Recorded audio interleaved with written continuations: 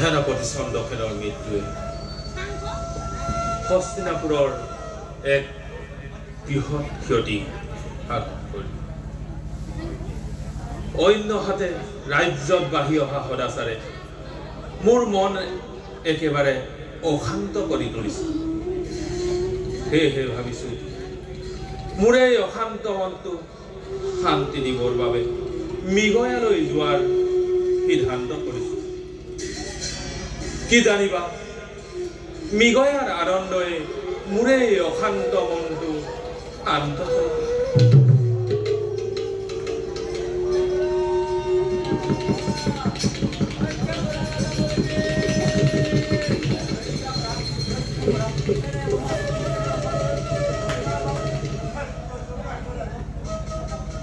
কোন তুমি?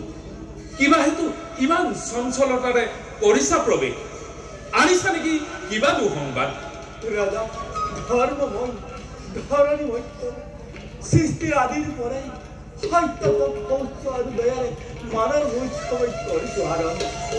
হে দে, এই অধৰ্মৰ প্ৰতি নমস্কাৰ গ্ৰহণ কৰোঁ। হে দে, কিবা হেতু আপুনি ইমান চঞ্চল? হৈছে নেকি কিবা অখণ্ডৰ? কৃষ্ণ ৰাজা, ভগৱান শ্ৰীকৃষ্ণৰ পাণ্ডৱসকল মৃত্যুমুখী হোৱাৰ পাছত এই মৰ্ত্যসকলে ৰাজত্ব আৰম্ভ হ'ল। তাৰ বাবে কলিৰ অনুচৰ বৰ্গ সংসাৰত পাপৰ অগ্নিকা জ্বলাই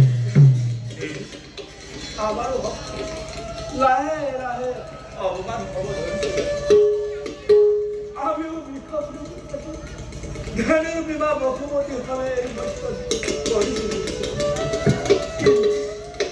কিন্তু করিয়া আমার তপ সংস্কার হয়ে এই তিনি স্তম্ভ ভাবি সংসারের পাপরা গ্রহণ ঘটান। আর এই বর্তমান হস্তিনাপুর নিজের আধিপত্য বিস্তার করতে বুঝে না দেহে এর অবস্থাত মাত্র এক স্তম্ভরে আমি কি করে মধ্য করুন। তুমি আমাকে উদ্ধার করো রাজা, তুমি আমাকে উদ্ধার করো।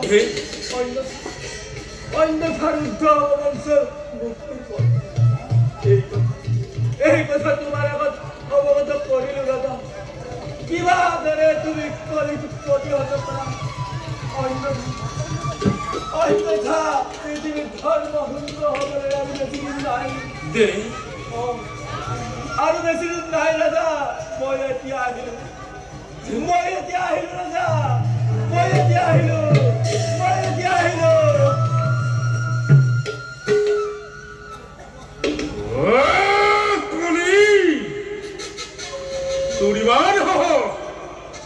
হস্তিনাপুৰত পাপৰ বেছি জীৱ আহিছ। কৃষ্ণ ধনঞ্জয় যোৱাৰ পিছতেই নিপতিৰ লেখা চণ্ডাল কৰিছ প্ৰৱেশ। মই তোক কৰিছো আহ্বান, মুহূৰ্ততে উপস্থিত, নহলে ঘটিব মহাঘটন। শান্ত হোৱা ৰাজা পৰীক্ষিত, শান্ত হোৱা ৰাজা পৰীক্ষিত, শান্ত হোৱা ৰাজা পৰীক্ষিত।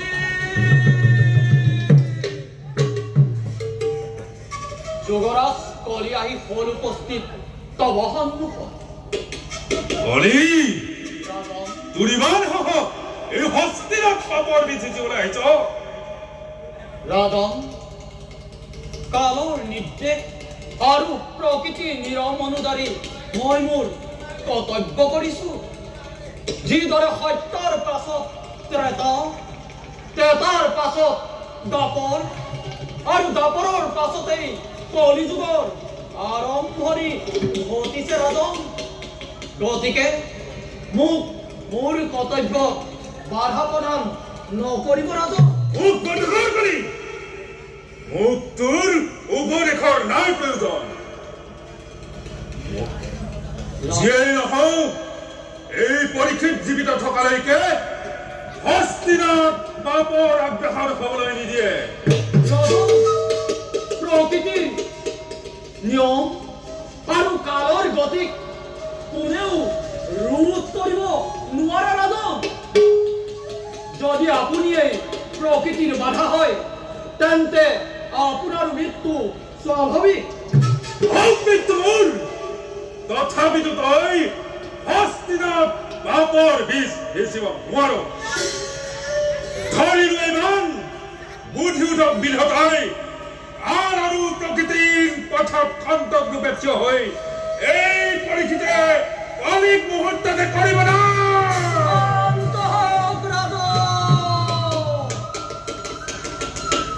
রাজন এই কলিয়ে আপনার শরণ হরণ লইছে। রাজন হরণার্থিক হরণ দিয়াতো জানো আপনার এই ধর্ম নহয়। রাজন রাজন আপুনি জীবিত থকালৈকে ময়ো নিজকে কিছু সীমাত আবদ্ধ ৰাখিব খুজিছো। গতিকে আপোনাৰ ৰাজ্যত থাকিবৰ বাবে মোক কিছু ঠাই প্ৰদান কৰক ৰাজন, যাতে প্ৰকৃতিৰ নিয়মো পূৰ্ণ হয় আৰু আপোনাৰ প্ৰতিজ্ঞা ৰক্ষা হয়। বাৰু তুমি পাণ্ডৱৰ ওচৰত শৰণ বিচাৰিছা, গতিকে তোমাক মই কিছু স্থানত থাকিবলৈ আজ্ঞা কৰিম। যোৱাপাখা, মাধ্যপ্ৰাণ, পৰস্তি আৰু পঞ্চসোণা এই 4 স্থানতে কৰিব পাৰিবা বান্ধৱা। ৰাজন এই স্থান যে একেবাৰে সীমিত, কৃপা কৰি মোক অন্য স্থানো কৰক পৰা। বাৰু কলি সম্পদতো ৰজাগুৰে বাস কৰে, সেয়েহেতু তুমি সুবৰ্ণতো বাস কৰিব পাৰিবা। কিন্তু এটা কথা মনত ৰাখিব ৰাজন, য'ত ভগৱানৰ নাম গুণ শ্ৰৱণ হয়, য'ত ভগৱানৰ সত্যলীলা প্ৰচাৰ হয়, তাত তুমি অদাচিতো নকৰিব প্ৰৱেশ। মই আহিলো।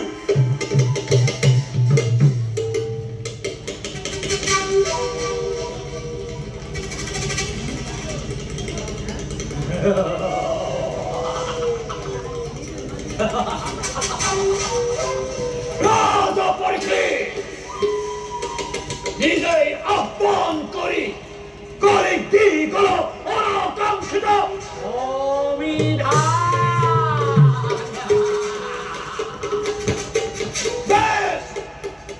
বেশ রাজন, তুমি প্রদান করা এই পঞ্চম স্থানতেই মই করিম না। কিন্তু সর্বপ্রথমে স্বর্ণ তুমি পিন্ধি থকা সেই স্বর্ণ মুকুট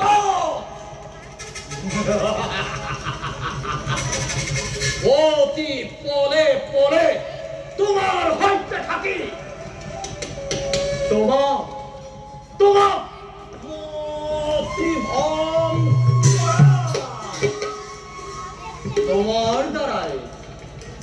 তোমার দ্বারাই মই অধর্ম কৰাবলৈ বাধ্য কৰা।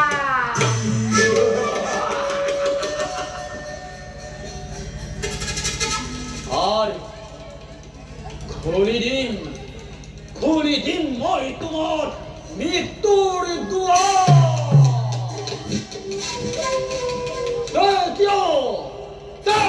দেখিব জগতে এই কলি কিমান পাপী। এই কলি কিমান অস্পৃশ্য।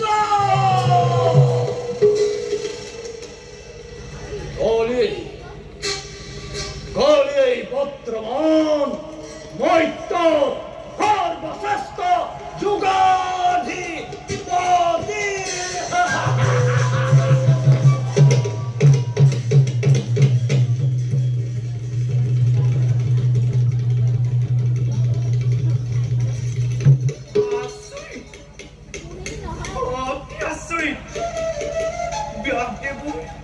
পুত্ৰ তপোবল অতি আশ্ৰী বালকৈ চালনা কৰিব আহোঁতে জ্ঞানৰ ফলত সকলো জানিলে ধন্য পুত্ৰে ধন্য তোমাৰ ব্ৰহ্মচাৰ্য বুজিলো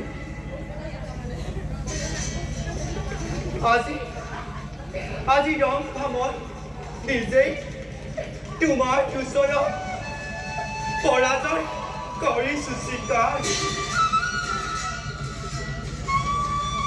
বুজিলো ভোগদেৱৰ পৰা মই গৰিব ভাগৱত চুৰ কৰিব নোৱাৰিম স্বয়ং ভগৱন্তই তেওঁ কৰিছে সহায়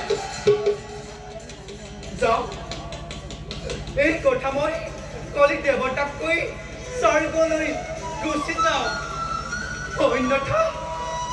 অন্যথা ৰুদ্ধ হ'ব মোৰ স্বৰ্গ যোৱা পথ যাওঁ মই স্বৰ্গলৈ গুচি যাওঁ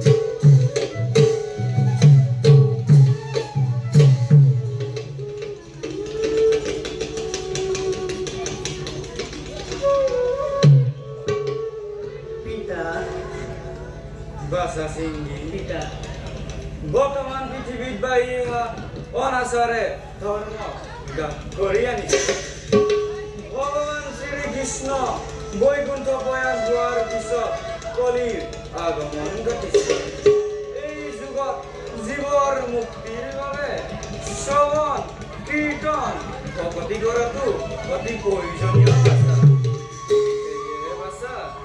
সংযম শক্তি আৰু সুচিন্তাই সদায় ঈশ্বৰক কৰিবা স্মৰণ হে পৰম পূজ্য পিতৃদেৱ আপোনাৰ একান্ত আৰাধ্য ৰূপে সৰ্বতো পালিম সৰ্বদা এই উত্তৰ কৰণীয় কাৰ্য কৰ সদা হৰিৰ আৰাধনা সময় আমাৰ অতি সমাগত সেয়েহে এই বৃক্ষৰ তলত ব্ৰহ্মত্বত আমি সমাধিত তুমি সৰোবৰে স্নান কৰি আশ্ৰমৰ কৰণীয় কাৰ্য কৰিবা সম্পাদক ভাল পিতৃদেৱ মই এতিয়াই স্নান কৰিবৰ বাবে সৰোবৰে কৰিম গমন এইটো আপোনাৰ বেবি মাৰ লগত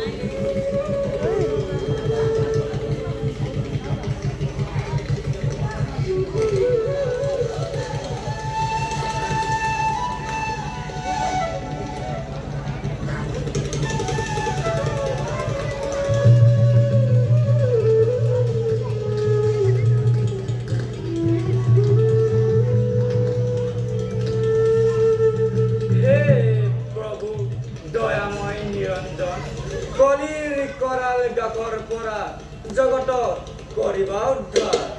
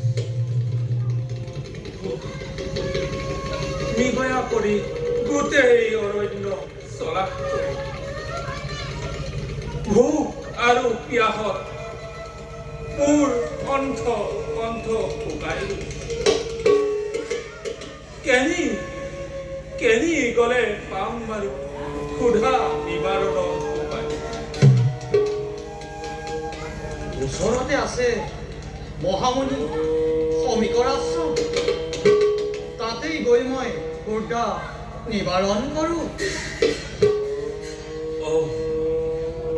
মনত পৰিছে সৌ দেখিয়েই আছে মহামণি শ্ৰমিকৰ আশ্ৰম যাম তালৈকে গৈ মই ক্ষুধা কৰোঁ নিবাৰণ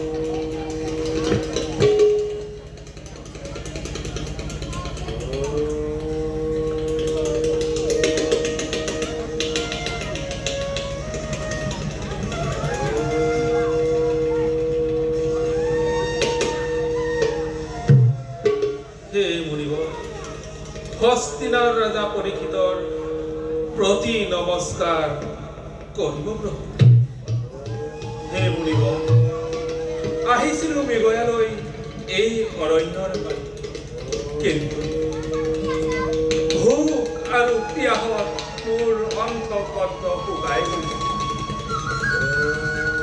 অনুগ্ৰহ কৰি মোক অলপ জল প্ৰদান কৰক হে মুনিবৰ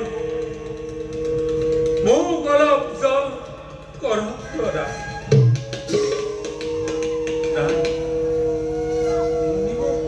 নিবা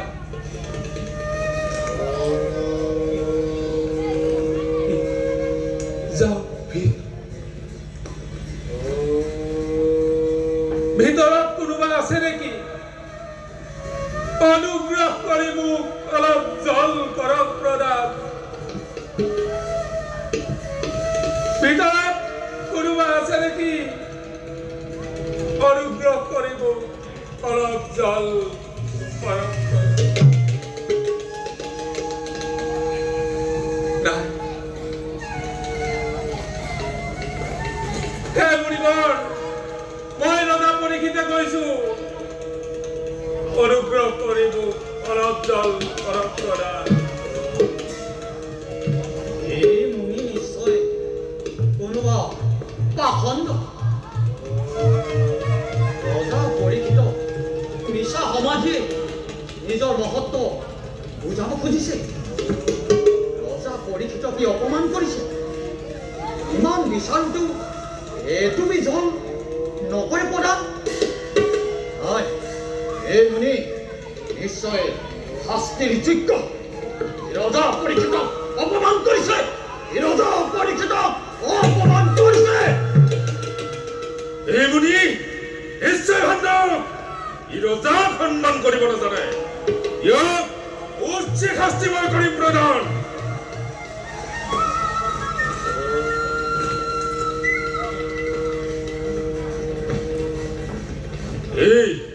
এই মৰাহৰ উপায় হ'ব ইয়াৰ উচিত পুৰস্কাৰ।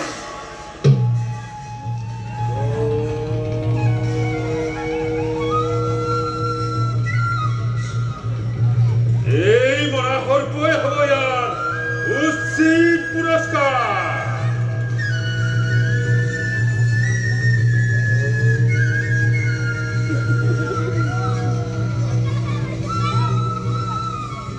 পৰিথাক মৰা সৰ্পলৈ মৃতকৰ্ণৰে।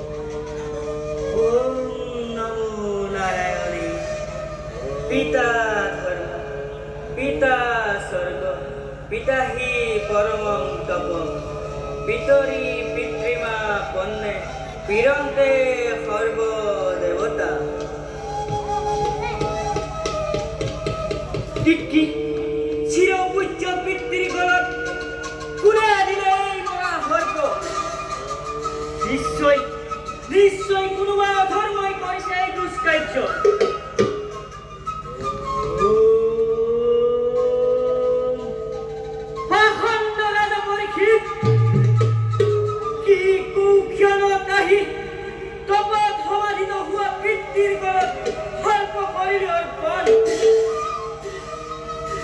নকৰিলি দৰ নুবুজিলি মুনিৰ কপাল পৰা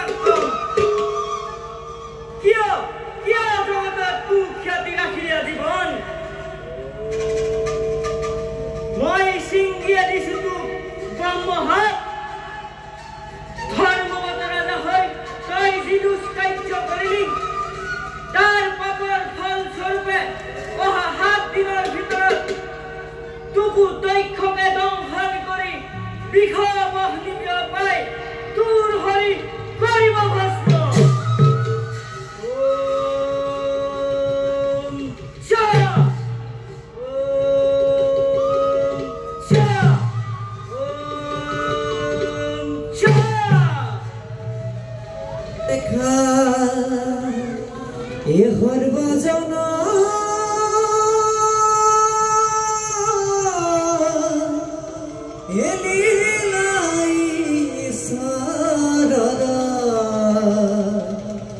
সিঙ্গি হাবে এ পরীক্ষিত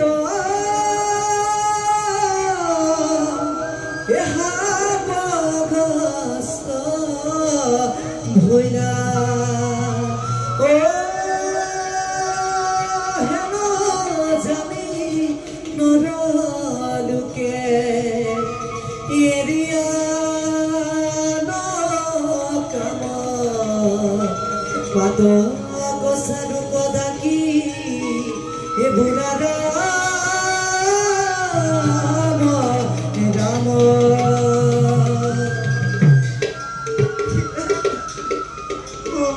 ক্ষমা করো পিতা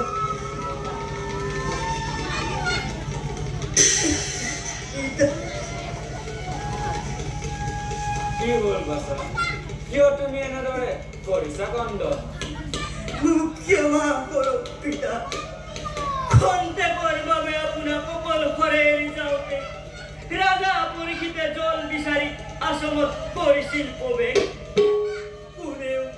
কোনেও জল অৰ্পণ নকৰাত ৰাজাই আপোনাৰ গলত এক মৰা সৰ্পদি কৰিলে দুষ্কাৰ্য সেয়েহে পিতা আপোনাৰ এনে অৱস্থা সহিব নোৱাৰি ময়ো ৰাজা পৰীক্ষিত অহা 7 দিনৰ ভিতৰত দক্ষকে দংশন কৰিবলৈ দিলো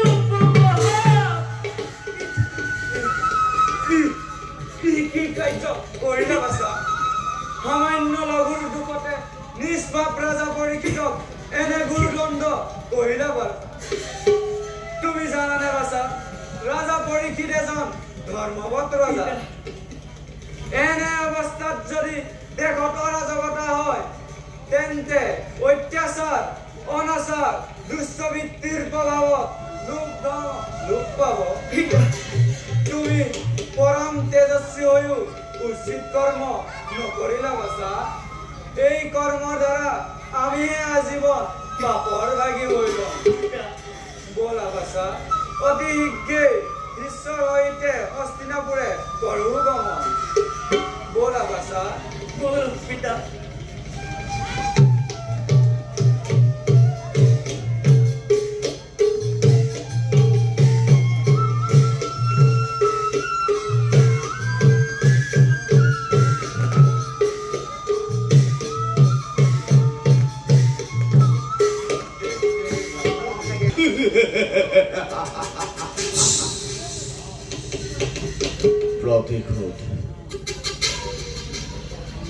প্ৰতিশোধৰ ইচ্ছা মোৰ অৱশ্যে হল পুৰণ পাণ্ডৱ বংশক নাশ কৰাৰ প্ৰতিশোধৰ দাবা অগ্নি অচিৰেই হ'ব পুৰণ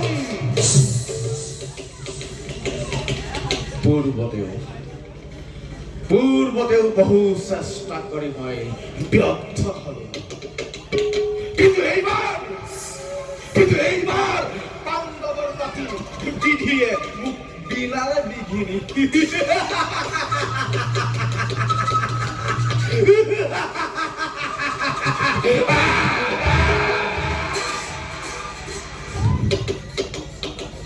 মণিৰ ব্ৰহ্মশাপৰ পৰা 7 দিনৰ ভিতৰত মই পৰীক্ষিতক দংশন কৰি নিধন আৰু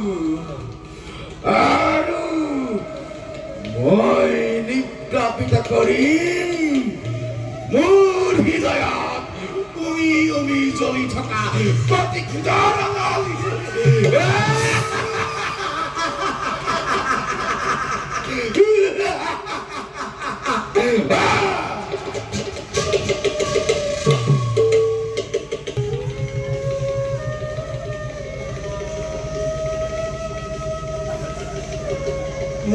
চকুৰ আগত নানা অমংগলে দেখা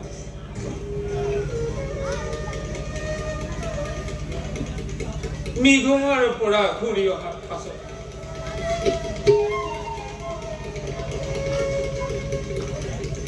মোৰ মনত অনেক দুখ চিন্তাই বাস কি কুক্ষণত মতিভ্ৰম হৈ মই মহিষৰ গলত মৰা সৰ্প তুলি দিলো নাজানো ঈশ্বৰে মোৰ কিহৰ পৰীক্ষা লৈছে পিতা পিতা পিতা কি হ'ল বাছা কি হ'ল ইমান উধাটো খাই আহিছে কিয় সৰ্বনাশ হ'ল পিতা বাছা সৰ্বনাশ এই বাছা পিতা মহিষৰ অভিষেক ঈশ্বৰ বাণীৰ পৰা জানিব পাৰিছো যে অহা 8 দিনৰ ভিতৰত আপোনাক দৈত্যকে ধ্বংস কৰিব পিতা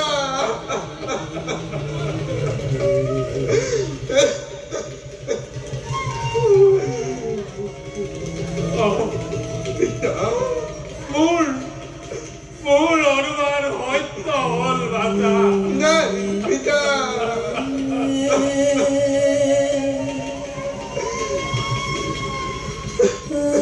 মোৰ কৰ্মফল আজি মই হাতে হাতে নাই কি কুক্ষণত মতিবন্ত হৈ মই মহিষৰ গলত মৰা সৰ্প তুলি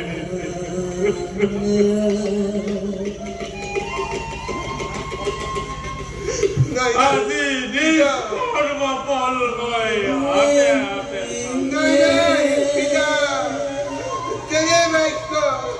তেরে বাক্য পিতা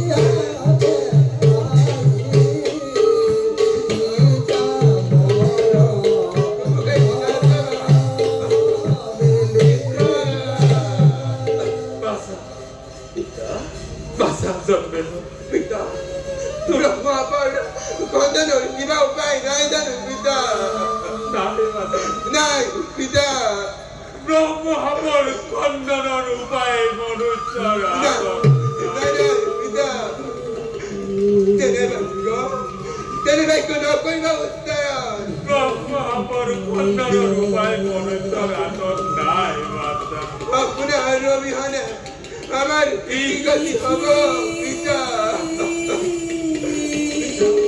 বড় পিতা বড় মুনি বড় করে দিলে পড়ে মিলাতে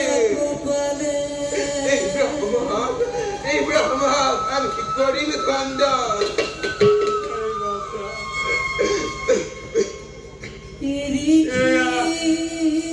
এয়া ভগবানের লিখন ভাগ্যর লিখন খন্ডাব পুরা হস্তি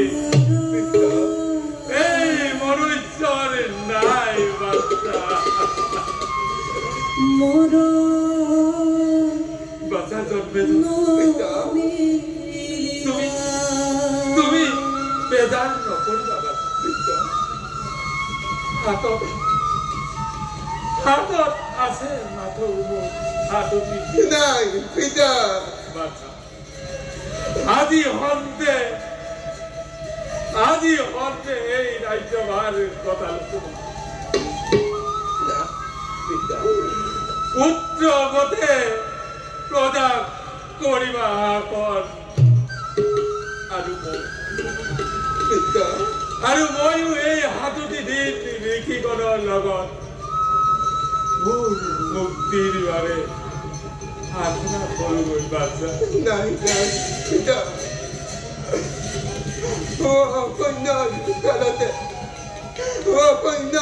কালতে এই ৰাজ্যভাৰ দি তুমি যাবলৈ ওলালা পিতা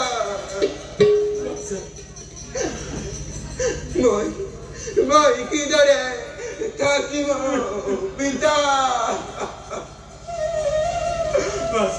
পিতা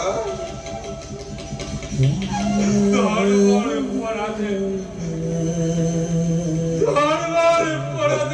কেতিয়াও নাই পিতা ধৰ্মৰ পৰাধে কেতিয়াও নাই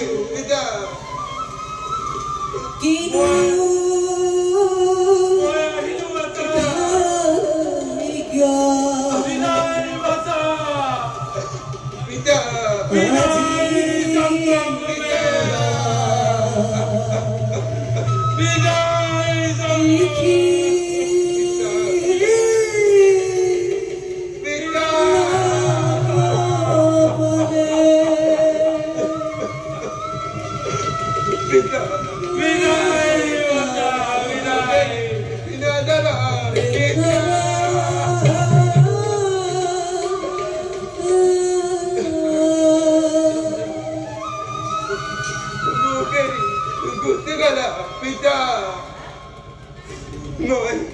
মই এতিয়া কেনেদৰে থাকিব পিতা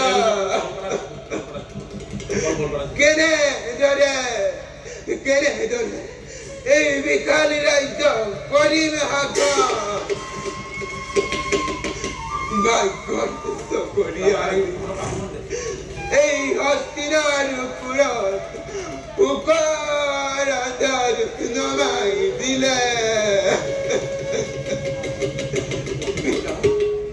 পিতা পিতা ৰবা পিতা ময়ো যাওঁ তোমাৰ